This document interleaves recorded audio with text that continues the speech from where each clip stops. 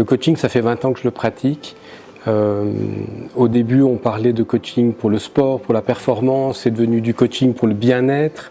Ce coaching, il a évolué vers une quête de sens. Et aujourd'hui, les personnes que j'accompagne, comme les personnes que je forme, sont beaucoup plus dans une quête de plus de conscience. Donc en fait, mon message, il a évolué vers d'ailleurs des prestations, qui vont dans ce qu'on pourrait appeler coaching et conscience. L'ambition, elle est de proposer à des personnes de devenir encore plus des leaders conscients, des leaders bienveillants. Alors comment est-ce qu'on fait ça? C'est à travers des ateliers résidentiels qui permettent d'expérimenter ce dont je parle dans le livre, d'expérimenter l'accès à son intuition, d'expérimenter l'accès à différents champs d'information, d'expérimenter différentes formes, j'ai envie de dire, de méditation qui nous donnent accès à ces différentes informations. En anglais, on parle de « to sit in your power ». To sit in your power, c'est de se mettre dans sa puissance pour en fait révéler tout le potentiel dont on dispose, mais également pour accéder aux informations qui me sont utiles en tant que dirigeant, en tant que cadre, pour accompagner les autres. Donc en fait, c'est un voyage à nouveau que l'on propose. Finalement, émaner de sa propre lumière vers l'extérieur.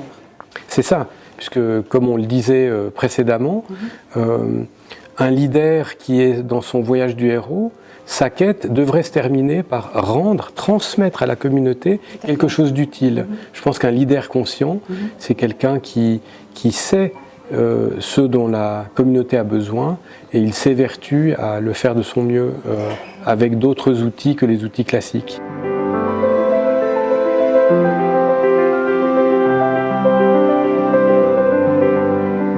C'est une excellente transition. Il y a une phrase dans une page de votre roman qui dit « Je pense, je crée, je sens, je suis, je deviens ». Est-ce qu'on est complètement dans cette... l'image qui me vient, c'est le papillon. C'est une métamorphose magnifique, colorée, pleine de liberté, mais aussi de toute cette mutation par laquelle on passe pour devenir qui on est finalement. Oui, ce qui me plaît dans cette métaphore, c'est que le papillon, même s'il a une forme totalement différente, il devient ce qu'il est, ce à quoi il est destiné. Son essence est la même si sa forme a changé. Et je crois que le monde aujourd'hui a besoin de travailler, non pas sur la forme, mais à travailler sur rejoindre l'essence de ce que nous sommes véritablement, c'est-à-dire des êtres conscients qui sont capables d'amener quelque chose d'utile à la société, qui soit moins tourné vers uniquement la compétition ou le fait d'être le premier ou le meilleur. Le fait qu'on soit chaque individu sur cette planète unique, et je parlais du papillon parce que je pense que chaque papillon est différent rien que par sa couleur et sa forme. On a évoqué une question un peu plus tôt dans notre échange en disant finalement qu'apportez-vous de plus à vos prédécesseurs? Mais rien, je suis juste différent et c'est ce que j'apporte de plus finalement. Si j'offre cette différence, cette altérité, et que je suis dans une continuité peut-être de mes prédécesseurs ou innovant par rapport à mes prédécesseurs, je fais ma part. C'est la fameuse image du colibri qui vient éteindre l'incendie avec uniquement une goutte d'eau. Les autres animaux de la nature lui disent « mais qu'est-ce que tu penses faire avec cette goutte d'eau ?» Finalement, le colibri rétorque « je fais ma part ». Je crois qu'on a chacun à faire notre part. À faire sa part.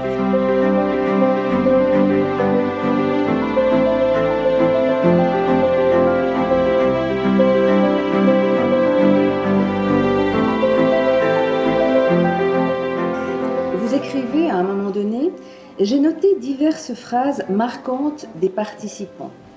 C'est François qui parle, bien sûr.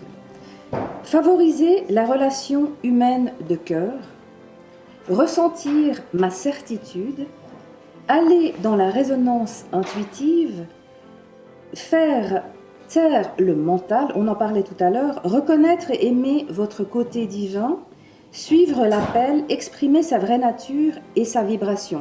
Finalement, c'est toutes les étapes par lesquelles on doit passer pour atteindre son objectif de mission. Il y a une forme d'expérience, il y a une forme d'étapes forcément difficiles ou en tout cas expérimentales pour dire « Ok, je l'ai vécu dans ma chair, maintenant je peux le transmettre ».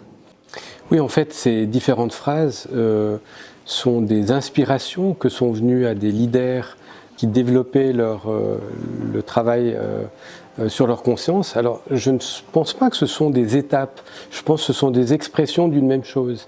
Ce ne sont pas des passages obligés, ce sont plutôt des versions innovantes de ce que le leadership pourrait être.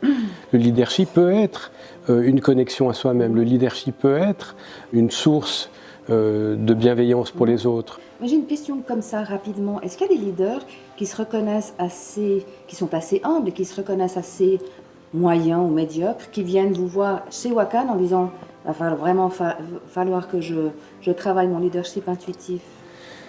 J'ai presque envie de dire que la majorité des personnes qui viennent dans une rencontre pour développer leur leadership, il y a une bonne nouvelle, c'est déjà qu'ils se posent des questions. Oui, c'est déjà une première étape, en effet. Ils savent peut-être bien évidemment leurs qualités, mais le doute dont je parle beaucoup dans ce livre, c'est un des feedbacks, parmi les feedbacks que j'ai reçus, le fait qu'on a des doutes et qu'on hésite et qu'on n'est pas sûr de notre voie fait partie du chemin. Et je crois que les personnes qui viennent me voir ne font pas exception. Elles ont ces doutes et c'est parce qu'elles ont des doutes qu'elles viennent voir un coach, qu'elles viennent voir un conseiller, qu'elles viennent voir quelqu'un qui peut les accompagner. Donc oui, j'ai même plutôt plus de personnes en chemin vers leur leadership, voire qui sont déjà des leaders confirmés dans ce qu'ils font et qui cherchent à se développer vers une partie plus lumineuse de leur personne.